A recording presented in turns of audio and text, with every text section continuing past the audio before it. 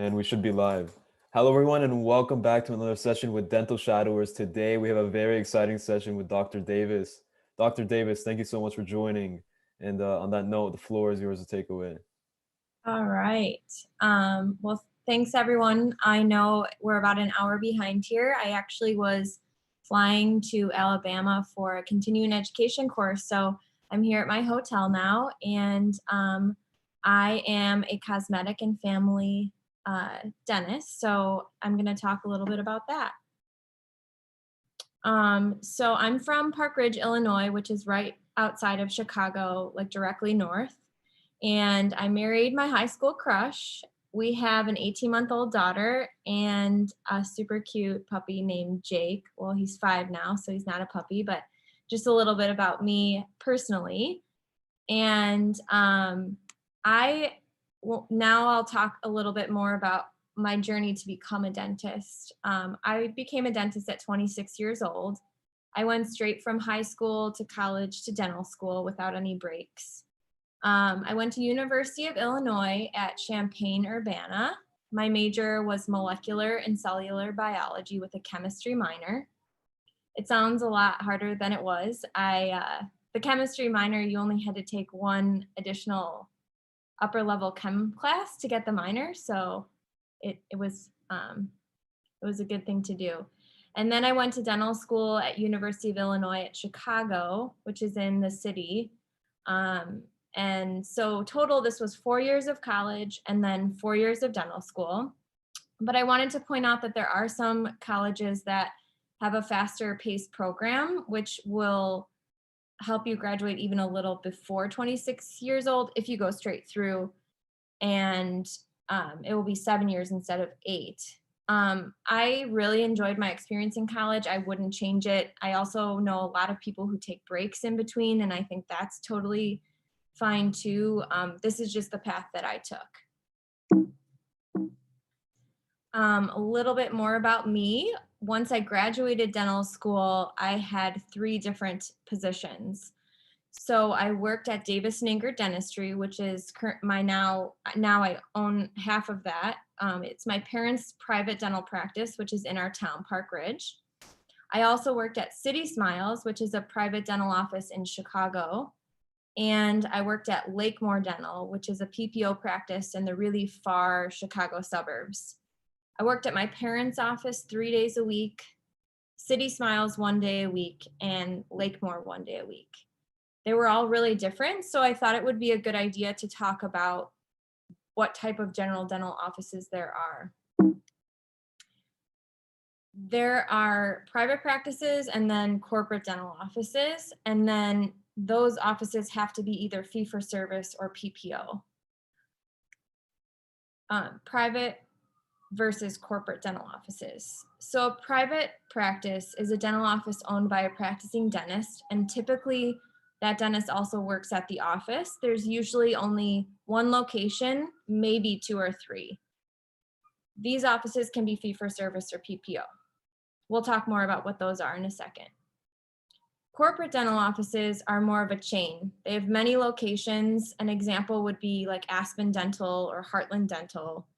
And these chains of dental offices are usually owned by a single dentist or a group of dentists that are not actually practicing at the offices.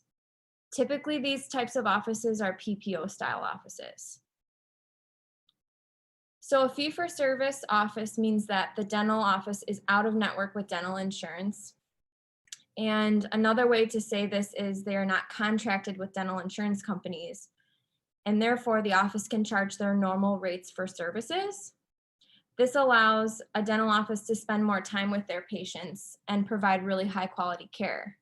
I'm not saying that you don't get high quality care at a PPO practice. It just means that if you have a production per hour you're trying to achieve as a dentist, and if you can bill your full fee, you can spend more time with each patient. So it's just a different style.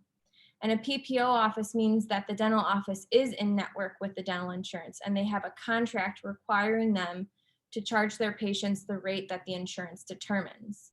So an example of this would be like a typical dental exam might be $112. But if you're contracted with an insurance company, they could require you to only charge 72, meaning you're making $40 less, which just means, oh, there's, when you're running a business, you have to think about overhead. So this typically means that in a PPO office, you're going to work faster to produce the same amount as you would in an out-of-network office. You don't have to be a network with every dental insurance plan. A dental office can be a network with some insurances and not others. It's not an all or nothing thing. So these are the types of general dental offices you'll see once you graduate dental school. My office is a fee-for-service private practice. We are actually contracted with Delta Dental Premier, which is one dental insurance, and it's something that a lot of our patients will get that insurance in order to come to our office, but it's been harder and harder to work with that insurance plan, and we don't know how long we'll be able to continue to stay contracted with them. But when my parents started the practice in the 80s, they joined right away, and it's been the only one we've ever been contracted with. So my practice is a private practice, so that means it's owned by me and my partner. My partner is my mom, and you can see us in this upper picture here. And the original owners were my mom and dad. We worked together for 2.5 years. So I worked as their associate for 5 years total, and I was part-time while working at the other two offices for 2.5 years. Then my dad retired, and I went full-time at Davis and Ingert Dentistry. About 2 years after that, I bought my dad's part of the practice and became my mom's partner, and now I've been practicing 7 years, and this is our team. We actually have an associate dentist. You can see her standing next to my mom here. We have 4 hygienists, 6 assistants, 4 front desk, and an office manager. So we're a pretty big practice. As soon as I started at Davis and Ingert Dentistry, my mom put me in charge of marketing. I ended up loving it, and we do tons of social media marketing. These are my handles, and I encourage you guys to follow us because I share a lot of our office culture and a ton of dental tips. And I think that this is one of the best parts about being a dentist, that you own your own business. So there are so many aspects of the job, and you can do the ones you love and you can outsource the ones you don't love. For example, I don't love accounting, so I have an accountant that helps with our practice, but I do really enjoy marketing. So I continue to stay a part of that. What does a typical day look like for me at my office? So my office is really busy. We have 6 operatories, which means 6 dental chairs. When I see patients, I also have 2 hygienists seeing patients. And while I'm seeing my patients for their restorative work, like fillings and crowns and bridges, I'm also doing checkup exams for my hygienist patients. So I will leave the room while my assistant will take care of a few things while I'm gone, and then I come back to finish the restorative procedure I'm doing. I usually see about 25 to 30 patients a day total, and that's about 6 to 10 of my own patients, and the rest are hygiene checkup exams. I see patients 3 days a week and 1 Saturday a month at this point. When I first graduated dental school, I was seeing patients 5 to 6 days a week, and it was awesome. I mean, you learn so much in school and then you put it in practice. Once I owned my office, you have to kind of cut back so you have time to train your team and do the back end things. So what type of patients do I see and what type of procedures do I do? I see all ages, from 1-year-olds to 100-year-olds. And that's another beauty of being a general dentist and a business owner is you see all types of people. I love to do cosmetic dentistry. So I have patients coming to see me for full mouth reconstruction, veneers, cosmetic bonding, but I do tons of other procedures like Invisalign, crowns, bridges, composites, which are white fillings, internal bleaching, partials, dentures. And my new passion is actually sleep dentistry, and I'm so excited about this aspect of the dental field. One of the things that I love about being a dentist is the ability to just continue to learn. I am a continuing education junkie, hence the traveling I did to get which is why I'm late. I am taking a course on how to do tongue tie release, which is something new for me. And I've been doing a lot of continuing education on this because I think it's really important and it relates to sleep dentistry and sleep disorder breathing. So very exciting stuff. So now I have some cases to talk about. I don't know if we want to do all the questions at the end or if there's any questions about what I talked about so far. We usually do it at the end, if that's okay with you. Okay, yeah, no problem. Just wanted to check because it's kind of a transition point here. So I wanted to talk about this diastema closure that I did recently. One of my patients actually did Smile Direct Club. Smile Direct Club is one of the DIY aligners that you can basically do Invisalign at home without the help of a dentist. And these were her results. So I actually haven't had too many patients do these types of at-home aligners because I provide Invisalign in the office. But you can see that she did get some improvement, although there was a space created in between her front teeth. When there's a space in between the front teeth, it's called a diastema. And the patient came to me and said she wanted to close the space. So we decided the best method would be same-day cosmetic bonding. But I did also give her two other options, which would be to continue braces with Invisalign with me so I could really be the quarterback of treatment and make sure we close that space. And there were a couple of other things I would have done, or she could do veneers. So diastema closure treatment options. So going over those three options that I just discussed, bonding, which ultimately, oh, this didn't get updated. I might be in the wrong presentation here. Let me switch really quick.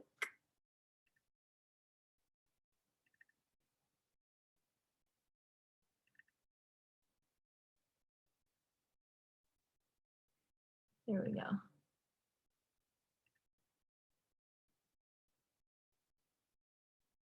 I was working on this and didn't update. Okay. There we go. So ultimately we decided on the bonding for this patient, and the cost of this would range anywhere from $800 to $1,200. The advantages of bonding are it's non-invasive and results are immediate. You come to the office, we do the treatment, and you leave with the cosmetic result. The disadvantages are that you can get staining around the edges over time, and then the bonding would need replacement. And you also might not get a perfect match because we're not covering the entire tooth. Invisalign was her second option, but she had paid already about $2,500 or $3,000 for Smile Direct Club, and Invisalign costs between $4,000 and $6,000. But I do think this might have been her best option because we wouldn't have had to drill on her teeth at all, and I could have improved things for her, although cost-wise, that would be the disadvantage. But with Invisalign, we wouldn't have had to treat her teeth at all except for move them into alignment. And the disadvantage again was she had just completed Smile Direct Club. The final option I gave her was veneers, which costs $3,000 to $4,000. The pros would be that they're beautiful, they last longer than bonding. You don't have to worry about matching because a veneer covers the entire front surface of a tooth. And the disadvantage would be it's definitely more invasive than bonding. You have to drill on the tooth more, and it's also, as you can see, more expensive. So these were my results. We did same day bonding and my patient was super happy. This appointment took us 70 minutes, and during that time I did 4 hygiene checks. So just kind of relating back to what we talked about before, being in a busy practice, I would say that's a challenge at times when you have your own patient in the chair and you need to get up to check your other patients. But I have awesome hygienists who really help keep me on track and on time. So, and then just to show you how I take these pictures with a black background, it's like a paddle, and you actually can get this on Amazon. So diastema closure, when you're doing aesthetic bonding, I use something called a BioClear matrix. That's these these plastic things in between her 2 front teeth. they help to create the shape that we're looking for. This plastic piece that's holding her lips out of the way is called an obtrugate. I use it for isolation because when you're working with white filling material called composite, you have to keep everything dry because if it's contaminated, the bonding won't last and you actually have to start over. So I made a little video here just kind of showing where we started. BioClear matrix in place and then her final result. So the BioClear is actually a brand. So there's many different kinds of matrices on the market. And this is one that I have found over the years that just does a really nice job for aesthetic bonding for me.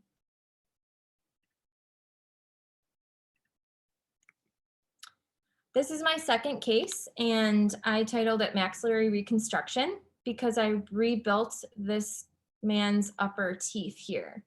His chief complaint was that I want my teeth to look longer and wider. He had a work accident, he told me, that broke his teeth off, but I also saw a lot of evidence of acid erosion, so we talked a lot about that. Acid erosion is something that can cause your teeth to wear quicker than if you didn't have it. So when you're planning a big case like this, where you're trying to rebuild someone's bite, step one is planning. So you need radiographs to ensure all the teeth are healthy. You need photos to ensure that that you can plan the case. You have to look at somebody's face to determine what shape to make their teeth. Then you need mounted study models, which are in the picture here. They're the white stone models here of his existing teeth. And then you need to have a wax up done on you can either do your own wax up, which you do a ton of in dental school, or you can have a laboratory do a wax up, which then you show the patient so they can see what their teeth are going to look like on their models. Then from that approved wax up, you have temporaries made, which you can see here in the photo. And these are put on the patient at prep day. And then finally, I make preparation guides to help ensure that when I'm working on the patient, getting ready for the crowns, that I have enough space. And we'll talk more about that. But the preparation guides are these purple pieces, and I make those using the wax up prior to the patient appointment. So this appointment was 4 hours long. And for a major case like this, I'll actually do it on a day where I'm not seeing any hygiene patients. So I do it on one of my days off. And the treatment plan for him ended up being 8 crowns, which you can see in this picture. One of the reasons we take all the diagnostic photos prior to treatment is to do exactly this that you can see in the picture. I overlay teeth to show a patient what our goals are and then get approval and then have the wax up made from that. So what is a crown? A crown is a cap that fits around the entire tooth. When do you need a crown? To replace missing tooth structure, strengthen a tooth that has a crack, large filling, or root canal. So essentially a crown is something that strengthens a tooth. How do you prepare a tooth for a crown? You drill around the tooth all the way around and on the top, and you need to make 1.5 to 2 millimeters of space. I think as a dentist, you become really in tune with millimeters. I can almost tell you what 1 millimeter is versus 2 without even measuring them. You get really used to that. A millimeter is a mile in the mouth. So in a complex case though, you don't want to risk anything. So you make the putties that we discussed, which you drill on the tooth and then you put these putties on and it will help you see where his tooth was before so you can measure if you have enough space. A crown has to be 1.5 to 2 millimeters thick, depending on what type of crown you make, in order for it to be strong and last a long time. If you make a crown too thin, it can break. So these are photos of his temporaries, which I showed you in the previous picture on his model. This is the day that we prepared his teeth. You can see a smile on the left and the cheeks are moved out of the way on the right. These are prefabricated temporaries. This is something I just started doing. In dental school, you have to make all your temporaries yourself. So I do think I could have made this myself, but this is actually reinforced with a wire behind it. And I wanted him to wear these for 4 to 12 weeks, depending on how his bite was, because this was such a big change for him. He's had short teeth for 5 to 10 years. We need to make sure he can tolerate this new length. So you put temporaries on, and then it also helps the patient decide, do they like the color? Do they like the shape? But this is me and my patient. He was super happy and gave me permission to share any photos I wanted. So it was a long appointment, but it went great.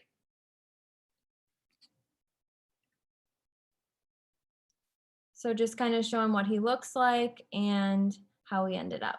Was a great day. We just did this a couple weeks ago.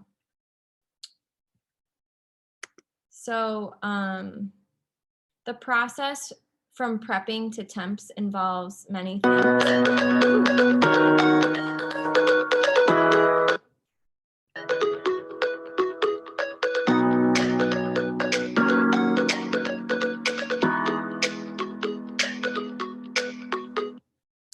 I do a lot of marketing, like I mentioned. So this was something I put on my TikTok, and it just kind of shows the steps from start to finish on that day. And I don't know, there we go. So the step 4 when you're doing a big case like this is to master the occlusion. So what that means is, Go ahead and bite together. That we need to make sure the teeth are coming together. Occlusion is how your teeth come together. It's your bite.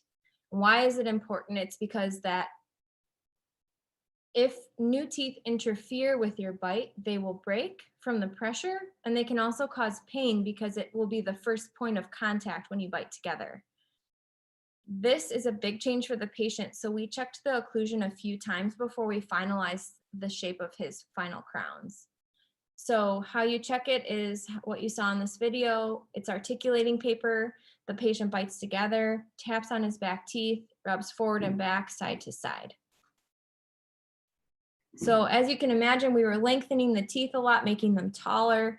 You have to make sure they're not too tall because he can't just bite on his front teeth. We need him biting on his back teeth. The next step, once you have the bite complete, is a facebo transfer. Not every dentist does a facebo transfer. I've started doing them because of the larger cosmetic cases that I do. And a facebo transfer is a method of recording how the patient's jaws work together. So now we have the teeth working together correctly, but we need to get a record of how the jaws are working together to send to the laboratory. So why is a facebo important? When working on a case with multiple teeth, the facebo will ensure that they look straight. So they'll be straight and they'll align with the pupils rather than maybe having the teeth come back and being on an angle like this. So it helps prevent that. The facebo helps to make sure that the final crowns are exactly the same as the temporaries. There are many different types of facebos. The facebos you see in this photo is called the Dinar facebo. It's using the patient's ears, the base of the nose here, and his eyes to record how the jaws are coming together. This is a video of me working on the facebo. So what you do is you have the patient put it in his ears, and then you align it with the eyes, and then you tighten it and you send it to the lab with your case. Finally, we take an impression, and a final impression is a model of the teeth preparations for the lab. So you take off the temporaries and you take an impression of what's existing, what you prepared for the crown, and it has to be extremely accurate. The lab will use this impression plus the facebo to create the custom crowns that will finally be cemented for the patient. There are 2 types of impressions: a traditional impression, which is like the putty that you see I took for this case, or a digital impression.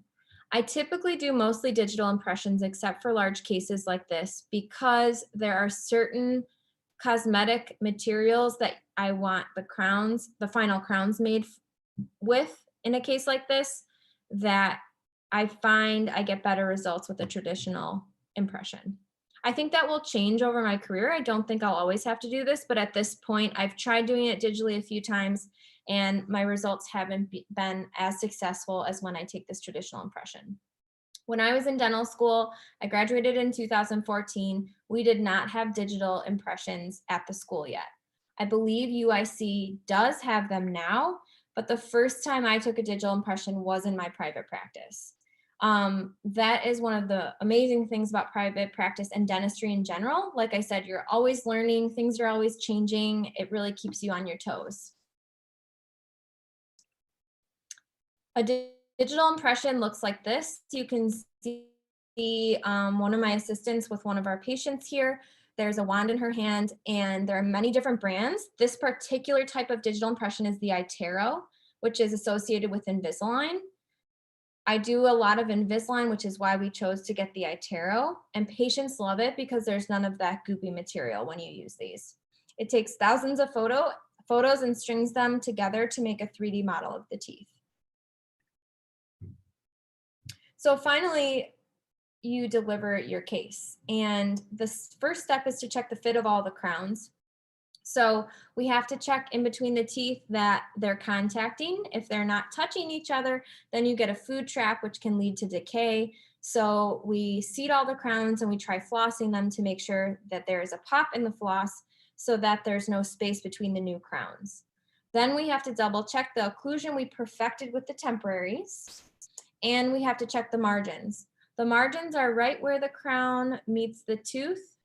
Sorry about that. And you need to make sure it's sealed. If it's not sealed, you have to send them back to your lab, take a new impression. We were talking about the accuracy, and the reason is if you leave an opening between the crown and the tooth, the patient will get a cavity right in that spot. After you check the fit and everything is good, you cement. And for cementing, there's many steps. You have to prepare the crowns, and then you have to prepare the teeth, and then you seat them all. And this was our final result. The course of this treatment was about 2 months from when we started planning the case, prepared his teeth, had him wear temporaries, and then you can see him on the right side with his final crowns.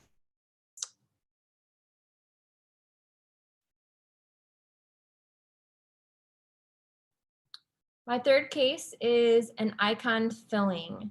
So an icon filling is used to cover, icon is a brand of filling. It's used to cover white spots with no drilling. So you can see on the left, this patient has white spots on her teeth and it almost just, makes her teeth look like they're not one color. And you can see on the right, I've done the icon filling and there's no more white spots. This does not involve any shot, no anesthetic, no drilling. Again, I'm showing things that you don't necessarily learn in dental school. I didn't learn how to do this in dental school, but you have to continue your education so that you know the new products that are coming out. And this has been super successful in our practice because people love avoiding a shot. This appointment was 40 minutes long, and I had to do 2 hygiene checks during that time.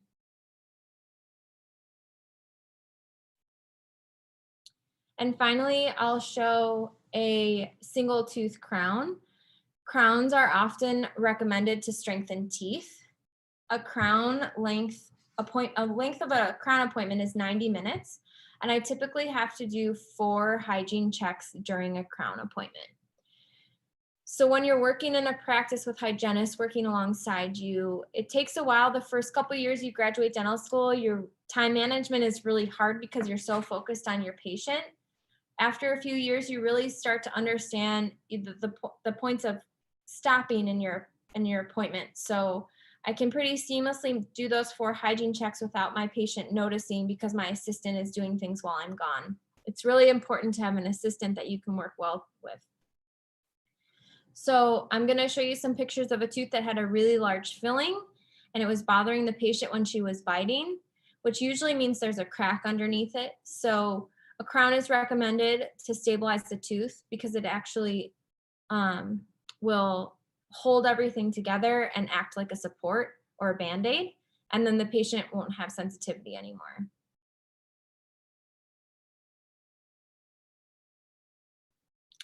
So you can see this is an old silver filling. It had a crack in it. It was bothering the patient when she was biting.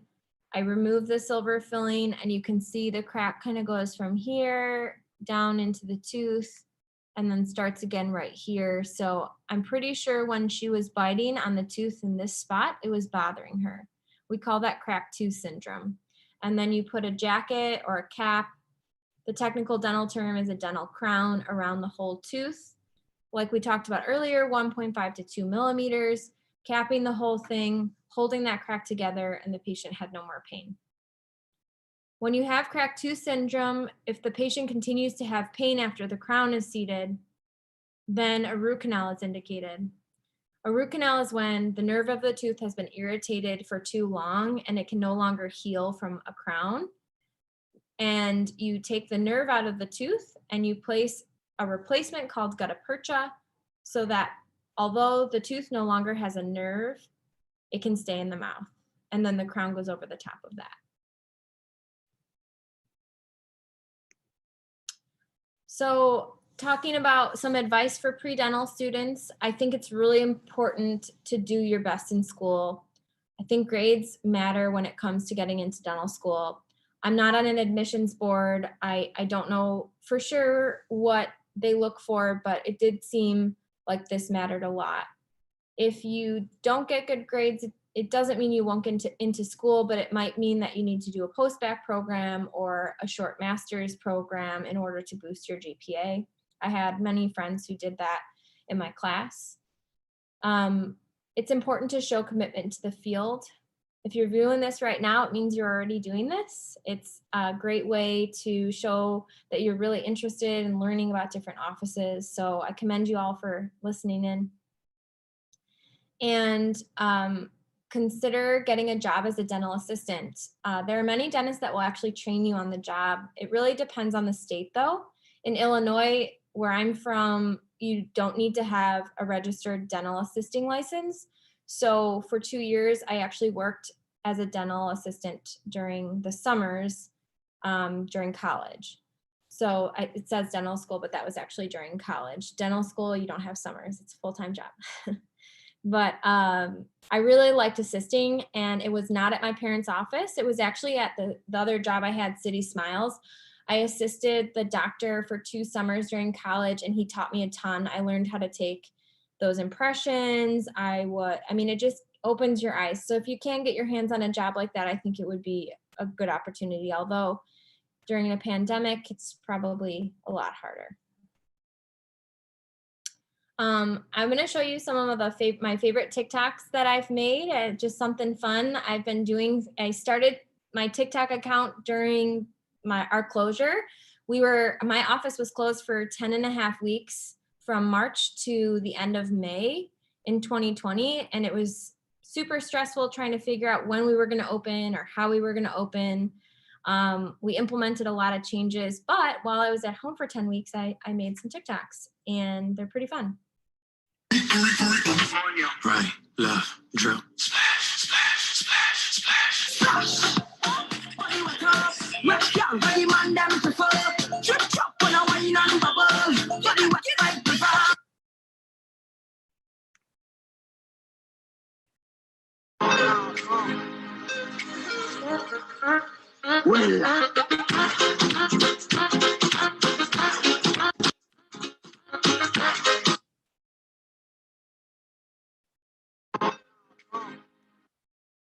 This is the last one I have.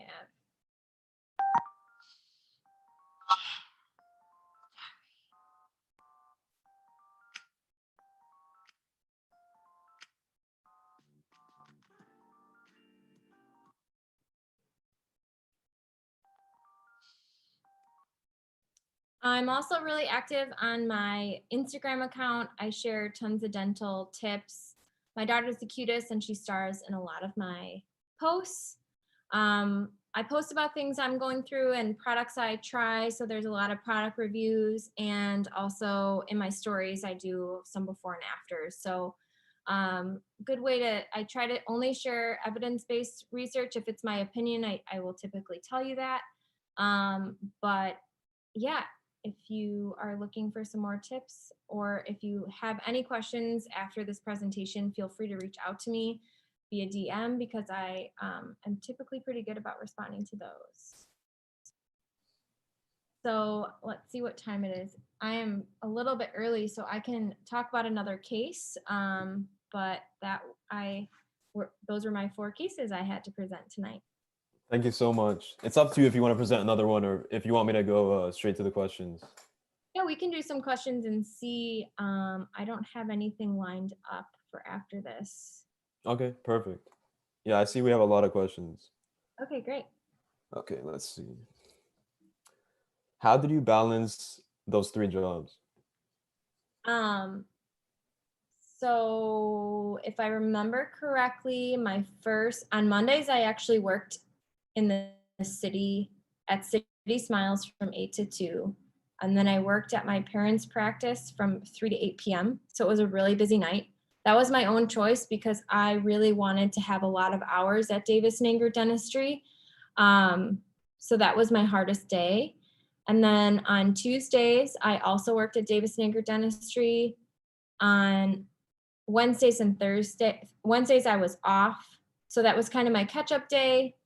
And when I first graduated dental school, I used it for continuing education. I did a lot of Invisalign classes on Wednesdays. And then Thursdays, I worked in Lakemore, which was a really far drive. And I don't think I talked much about this, but it was a PPO office, and the other 2 were private practice, fee for service. So the PPO office, I got my speed up. I mean, we were slammed with patients. There were a lot of network insurance. We were in network with a lot of insurance, so it was a great experience. I didn't want to have to practice that fast my whole career, but I loved having that variety. And then on Fridays, I worked at my parents' office, and 2 Saturdays a month, I did my parents' office as well. So how did I balance that? I think you're so excited when you graduate dental school to get started and get working. It didn't feel like too much. When it felt like too much is when I started to cut back hours, and that's where I'm at today. So you really are just excited to be doing dentistry after being in school for 4 years. So I didn't really feel that it was hard to balance. I do remember being very uncomfortable at first because you go from dental school is like 9 to 5. You're in school 9 to 5, you see patients 9 to 5, and then all of a sudden dental offices are open for patient availability. So I was working 2 o'clock to 8 o'clock at night, and then the next day, 7 to 2 in the afternoon. That was hard for me to get used to, but it's just you're just so excited that you don't think too much about it. But you have to get on a good sleep schedule. I know you also mentioned that you were working in the summer when you were in dental school. Is that because like I you guys don't get summers, or is that something you wanted to use to like gain more experience? I actually misspoke. I worked in the summers during college, undergrad. Oh, okay, that makes a lot more sense. So yeah, so dental school, it was year round. So you don't really have a summer, you have a spring break. But I did not have a job during dental school. I did do some shadowing, but not a ton. You're really busy just trying to handle the work load that they give you. Do you see patients in dental school, or is that more of like a D3, D4? Yeah, so we started at my school at UIC, we started seeing patients as a D2. But I know that Wow. University of Illinois is one, at the time I went to school, we were one of the schools that saw patients the earliest. So you got Wow. your first patient your first semester of D2 year. And you only got 3 patients, I think, at that point, and that was when you were learning comprehensive treatment planning. So you have certain days you see that patient, but you get started your D2 year. And then by D4 year, you're seeing 2 patients a day every day. Wow, that's super exciting. But you are supervised, like I'm assuming, like the first couple of times. You're supervised the whole time. Oh, okay, that makes a lot more sense. So in dental school, when you see your patient, you take their blood pressure, you review their medications, and then you have to get a start check. Then you numb your patient, and then you have to get a numbing check. And then you drill a little bit, and you have to get a check. So there's every appointment, you only have 1 patient in the morning and 1 patient in the afternoon. So every appointment is 3 to 4 hours. And it's because you're waiting for an instructor, or everything's new, so it just takes you longer. But yeah, you're checked until the very last day. That's super exciting. Let's see. How was the transition from dental school to your private practice with your parents?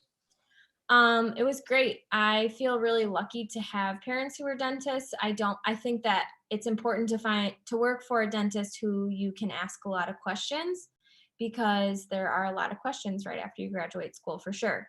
And finding a mentor that will help you through those questions and you can trust to really ask them anything, nothing's a stupid question, is important. And I think the biggest difference were the hours for me. You go from that 9 to 5 school schedule to having more of like Saturdays and things like that. And that was challenging for me to get used to, but now I'm really used to it. Thank you. What procedure would you have liked to practice more before coming out of dental school? All of them. I think UIC prepares you really well, but I only did one set of veneers before graduating, and I know a lot of my colleagues didn't do any. So I did do a set of 6 veneers with one of my favorite instructors, and I'll never forget it because I learned so much.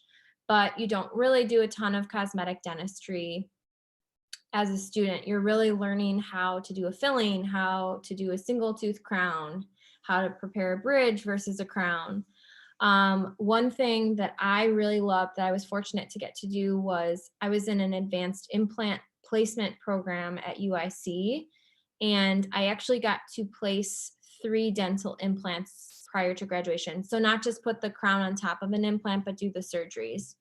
I currently don't do implant surgery in my practice. We have a dentist who comes and does surgery for us once a month, and we also refer to an oral surgeon. But I am trained to do implant surgery, and it was really eye-opening, and I felt lucky to be able to do that because I don't think every school has that option. Yeah, definitely. That's super cool. Um, how did you get well informed about all the business area of dentistry? Probably having a good mentor. My mom's a really great teacher, and I also take a ton of continuing education courses. So I've taken courses on HR, like how to fire and hire in a good way, how to be a leader. Um, I think I also read a few books that I thought helped me understand how to be a good leader, but it's just practice, I think. My philosophy is always to be true to my word and honest with my employees. So I talk to them and communicate with them as much as I can. And I also think in dental school, there's a class you guys take for business. Um, there were a couple lunch and learns, but we didn't. I'm sure it helps a little bit. Yeah, I think they were like in your 4th year, I think we had 2 or 3, maybe 4 lunch and learns that were optional that talked about, how to buy a practice and what's the difference between corporate and PPO or private practice. And but it wasn't a lot. Oh, but those are optional. It's not really graded. Okay, I see.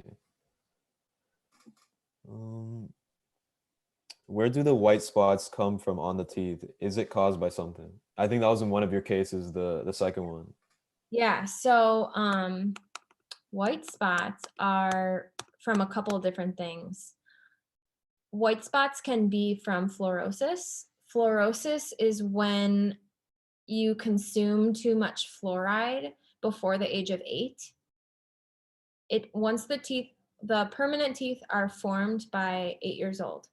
So if you live in a place where you have more than 2 parts per million fluoride in your drinking water, you can get fluorosis, but research doesn't know exactly what amount will cause fluorosis, but this is what fluorosis looks like. It's white spots, it can be brown spots or white lines in the teeth from consuming too much fluoride. Like if you were regularly eating toothpaste, that would be another fluoride toothpaste, that would be another way, which is why it's important to monitor kids when they're brushing so they don't use too much. So white spots can come from fluorosis. They can also come from mouth breathing. So if you're constantly breathing through your mouth and you're drying out your teeth, it can cause these white spots, which in that case, we would not call fluorosis, we would call it a decalcification. So you're demineralizing the teeth, causing them to become more white. So typically, like in this case, I think this is from mouth breathing because you can see her natural lip position is high up, which if your lips are open, it most of the time means you're breathing through your nose. If your lips are open, it most of the time means you're breathing through your mouth. And if you constantly dry out your teeth, you get those permanent white spots. So I think in her case, this is from mouth breathing. And for the fluoride, is that like when you're like in your like teen ages, or is that for any age? Like consuming enough fluoride to like damage your teeth like that? 8 years and younger. And Okay. it's actually not damaged. So you still have baby teeth until 12 years old, and your permanent teeth are forming until 8 years old. So while your teeth are forming, if you consume too much fluoride, then the teeth get too much fluoride and it causes them to look molted like that, like the white, and sometimes it can be brown. But it takes a lot of fluoride. It's not something we really worry too much about, but it's before 8 years old. After 8 years old, you can eat as much fluoride as you want. I don't know the toxic level of it. I only know about it in relation to teeth. So don't eat fluoride, but Okay, let's see. Do you advise any students to join any clubs in undergrad? yeah, I think that that can be really helpful to make connections and broaden your horizons. I was in the pre-dental club. I thought that was really helpful, just seeing connecting with other pre-dental students, seeing what they were taking, what classes, then talking to the upperclassmen about how, the DAT went or their applications went. Um, I also went on a dental mission trip with my pre-dental club. I'm not sure if your schools offer that, but that was awesome. It was a really eye-opening experience where we were in a small town in Nicaragua, a couple of small towns, and we were treating patients there, which was really, really fun. And then I was in a few other things. So I think just broadening your horizons, making sure you're getting yourself out there because it can just be helpful to talk to other people. 100%. Um, how do you do research? I'm not sure what that means when graduates say to do that. When graduates say, I'm not sure I know. I think he's talking about research in dental school, like Oh, besides like the schoolwork. I didn't do any research, but I know that some of my friends in my class, if you can end up working with a professor from the dental school to do some research if you're really interested in that. You can also, my best friend from dental school, she actually was involved with research. She took a year off between college and dental school, and she was the laboratory manager for some research at the dental school during that year, and she really liked it. So I think that you make connections and find ways to get involved with that. For sure, for sure. Um, do you have any study tips for people taking the DAT, and how did you study for the DAT? Sure. I loved crack the PAT to study for the PAT. That was my favorite. And then I used I believe it was called, I want to try and look it up, the destroyer. Does that DAT sound familiar? destroyer. PAT destroyer. That was awesome. I treated it like a job. I studied every day from a certain time to a certain time. And I ended up pushing my DAT 2 weeks. I didn't feel ready, so I pushed it back 2 weeks. But I highly recommend to apply to dental school as soon as possible when the application comes out. It is a rolling application, so the closer you get to being the first applicant, the more likely you are to get in. I haven't kept up with applications, so I could be wrong, but at the time I applied, it was really important. I think the application came out like July 1st. Is that still the case? I don't It's know. I think that's in June actually. It's June. Okay, so I knew it was one of the summer J months. So I think I submitted my application by June 15th. Thank Oh, you. also studentdoctor.net was awesome for me when I was getting ready for dental school interviews. I was able to get a really good idea of what I was going to be asked. I don't, hear a lot of good things about that website, but at the same time, I don't know if that, it's still that good, but there were several times at my interviews where I was asked a question that I had practiced. oh, from the website. Yeah. Okay. And on that note, actually, I found another question about interviews. Do you have any like tips for interviews and or for people getting into dental school? I would say try to be yourself. You're going to be nervous. I mean, you can, and sometimes it's almost helpful to just express that if you're really nervous to the doctor that's interviewing you. But my advice would be to try to use studentdoctor.net, because I remember I found a question on there for one of the schools that was, what would you do if a patient asked you to extract all of their teeth and they were only 25 years old? And if I didn't know that question was coming, I don't know what I would, I don't know. So Do that they was, ask it as a group or do they ask it to you like individually? all the schools are different. But it's usually individual. So one of the schools I did was like a round interview. So there were like 7 tables and you sat at one table and got asked a question. Then you moved to the next one and they asked a question. The other schools were mostly you were one-on-one with 1 or 2 different dentists for several questions. But yeah, I think that just practicing some questions. I have done practice interviews with when I was a dentist, some of the assistants when I first graduated, they were applying to dental school and I did practice interviews for them. So if you can find someone to do that with you, I think it was helpful. 100%. Thank you. Um, why did you choose cosmetic dentistry? Um, I have always been a really artistic person, and dentistry is surprisingly there's a lot of creativity involved, especially in cosmetics. So even in dental school, my professors would tell me, oh, you were able to do that really well when I was working on front teeth. Cosmetic dentistry is not a specialty. Any general dentist can do cosmetic dentistry. So it's just something that I do traditional family dentistry most of the time. And then sometimes, a couple times a month, a patient is asking me about cosmetics, and then I'll end up doing some cosmetic dentistry. But my overall philosophy is very conservative. So I would never tell someone to get veneers if they love their teeth. There's no reason to do cosmetic dentistry unless somebody wants it. And because I have a creative side and I was, always into art and things like that, I think I just became good at the cosmetics and I have an eye for it. So I think it kind of chose me. Thank you. That's awesome. Um, what were your hobbies? I'm interested in doing a minor, but do not know which one to pick. Which one do you recommend? I think if you could get a business minor, that would be super helpful. I wish I had taken more business classes in undergraduate. There was several people in my dental class that actually majored in business. You can major in anything to go to dental school. You just also need to take the prerequisite courses for applying to dental school. So I think business would be an awesome minor. My minor was chemistry, and that was because I'm good at science.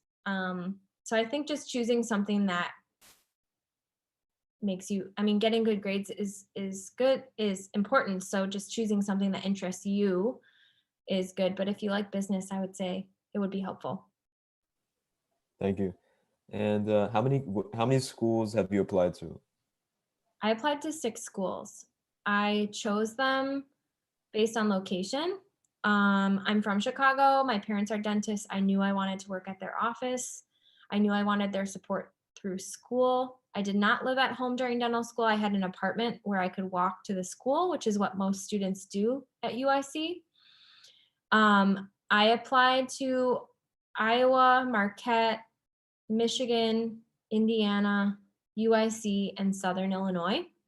So there were certain schools that were close by that I did not apply to that were out of state, because I looked up how many out of state students were accepted.